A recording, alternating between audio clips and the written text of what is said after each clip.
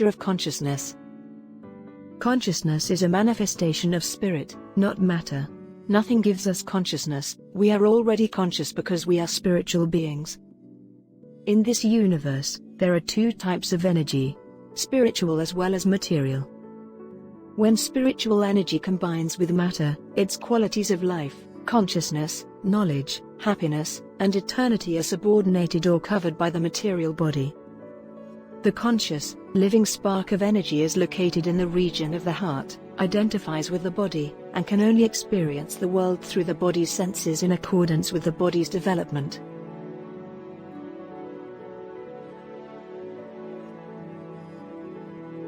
The true nature of spirit is hidden, but it is expressed through the body in the desire to live, the desire for knowledge, and the desire for happiness. In this world, anything that is alive is the result of the union of spirit and matter. Matter is always dead and spirit is always alive, but when they combine, the conscious spiritual energy identifies with the dead material body that appears to be alive due to its contact with spirit. When metal comes into contact with an electrical source, it electrifies. When it is disconnected, it does not electrify. When a part of the body is disconnected from the spirit, it reverts to dead matter. However, when it is connected, it appears to be alive, electrified, because consciousness pervades the body from the spiritual spark or soul located in the region of the heart.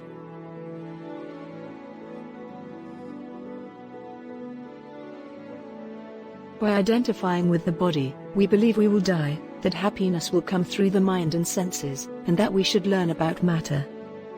All consciousness is fundamentally equal, but when it is contained within a material body, it is constrained by that body.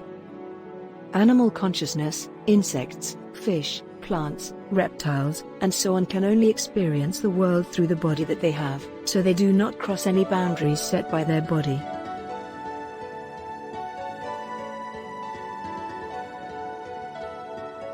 These constraints are not as strictly enforced in humans. A human has more freedom to choose their actions, as well as the ability to wonder about things that go beyond matter.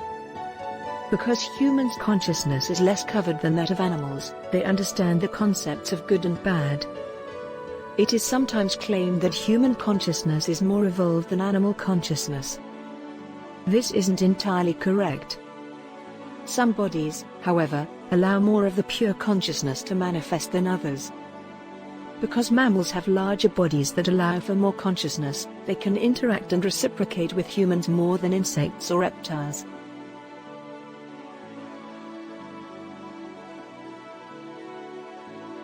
A light can be covered with colored plastic films and still retain its brightness and original white color. When those coverings are removed, the light shines brighter and shows less color. When all of the coverings are removed, the light will be restored to its original brightness. Because the consciousness is similarly covered by various layers of ignorance, passion, and goodness, there are a plethora of different types of consciousness observable in various bodies.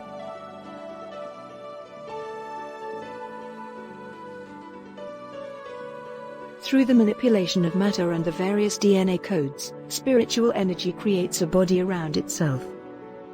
The consciousness then manifests through the body as the body matures.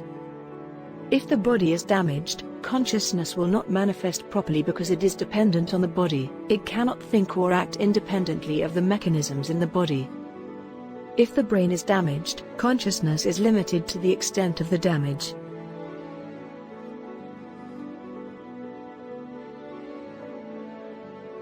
The consciousness can leave the gross body but remain connected via the subtle body and re-enter it, but once the soul severs all connection with the gross body, it cannot re-enter it except through certain mystic processes that are no longer practiced.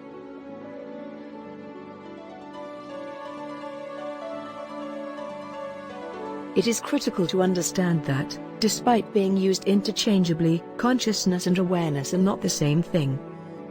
Awareness is pure, whereas consciousness is a mixed derivative of awareness.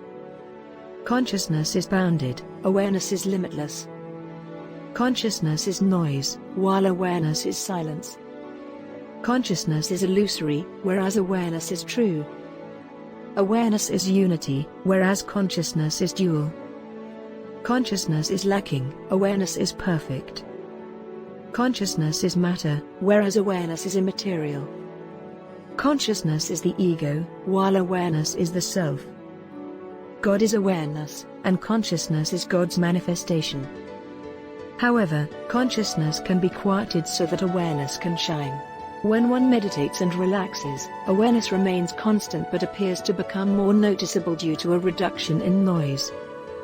We begin to see silence as more real than noise as we get closer to deep quiescence. Identity shifts at some point. We transition from conscious to aware. That is the paradigm shift of the Enlightenment.